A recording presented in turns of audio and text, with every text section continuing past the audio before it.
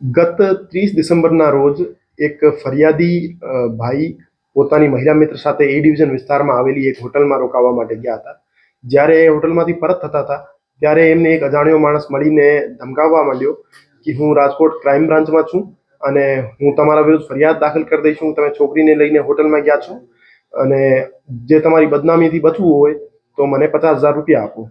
એવી પરિસ્થિતિમાં જે ફરિયાદી હતા એમના દ્વારા એમના પાસે તરત જ જે 12,000 રૂપિયા હતા રોકડ રકમ એમને હેન્ડઓવર કરવામાં આવી દેવી હતી અને ફરીથી પૈસાની માંગણી કરતા ફરિયાદી દ્વારા એટીએમમાંથી 19,000 રૂપિયા કાઢીને આરોપીને સોંપવામાં આવ્યા હતા.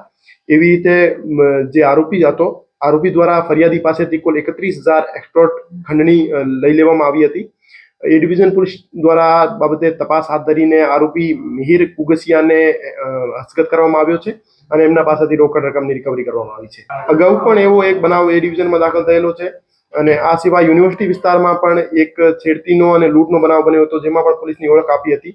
મારી આમ જનતાથી અપીલ છે કે જ્યારે પણ કોઈ માણસ તમારા પાસેથી પોલીસની ઓળખ આપી પૈસાની માંગણી કરે ત્યારે એમની આઈડેન્ટિટી ખરેખર વેરીફાઈ કરવાની તમારે રહેશે.